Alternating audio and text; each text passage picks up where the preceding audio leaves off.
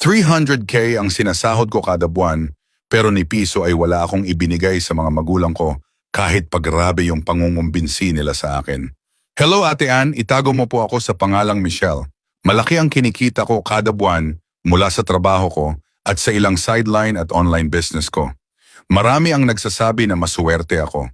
Marami rin ang nagsasabing dapat daw akong magpasalamat sa mga magulang ko at tulungan sila ngayong komportable na ang buhay ko. Pero ang hindi nila alam, ni piso ay wala akong ibinibigay sa kanila. 6 kaming magkakapatid. Ngunit sa aming lahat, pakiramdam ko ay ako lang ang batang hindi minahal. Simula pagkabata ay para akong dagdag na pasanin sa bahay. Ako ang laging inuutusan sa mga gawaing bahay. Ako ang nag-aalaga ng mga hayop. Ako ang laging napapagalitan kahit wala namang kasalanan. Mas masakit pa roon, ako lang ang pinatigil sa pag-aaral. Sabi nila wala na raw silang pera para pag-aralin ako. Tinanggap ko yon, pero habang tumatagal, napansin kong tuloy-tuloy naman ang pag-aaral ng mga kapatid ko. Nakakapasok sila sa eskwela habang ako ay naiwan sa bahay. Doon ko unang naramdaman na parang hindi nila ako tunay na anak. May mga usap-usapan pa noon na anak daw ako sa labas. Hindi raw si Papa ang tunay kong ama.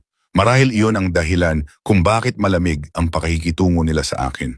Ngunit kalaunan ay napatunayan din na si Papa talaga ang tunay kong ama. Pero kahit napatunayan iyon, hindi naman nagbago ang lahat. Patuloy pa rin akong itinuring na parang walang halaga. Lumaki akong hindi nararanasan ang pagmamahal ng isang magulang.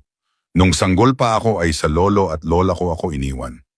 Nang mawala sila, walang ibang choice ang mga magulang ko, kundi tanggapin na lang ako uli. Hanggang sa isang araw, naawa sa akin ang pinsan ng Papa ko. Sinabi niya na kailangan nila ng helper sa bahay.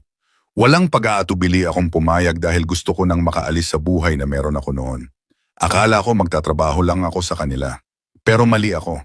Hindi lang nila ako pinatuloy sa bahay nila. Pinag-aral din nila ako. Dinala nila ako sa Manila. Tinuring nila akong parang tunay na anak. Sila ang unang mga taong nagparamdam sa akin na mahalaga ako. Dahil doon, lalo akong nagsumikap. Pinagbutihan ko ang pag-aaral ko hanggang sa makapagtapos. Nakapasa ako sa board exam. Nakahanap ako ng magandang trabaho. Unti-unti kong nabago ang buhay ko. At habang umaangat ako, hindi ko kailanman kinalimutan ang mga taong tumulong sa akin. Sila ang una kong tinutulungan. Sila ang inuuna ko dahil sila ang naniwala sa akin noong wala nang ibang naniniwala. Pero ang mga magulang ko, unti-unti ko silang inalis sa buhay ko, hindi dahil mayaman na ako, kundi dahil pagod na akong umasa na balang araw ay mamahalin nila ako. Maraming beses ko silang binigyan ng pagkakataon. Maraming beses kong hinintay ang simpleng paghingi nila ng tawad. Pero wala. Nang malaman nilang maganda na ang buhay ko, saka sila lumapit. Paulit-ulit nila akong kinukumbinse na tulungan sila. Sinasabi nilang obligasyon ko raw iyon bilang anak. Pero sa bawat pagkakataong maririnig ko ang mga salitang iyon, bumabalik sa isip ko ang batang ako. Yung batang hindi pinahalagahan.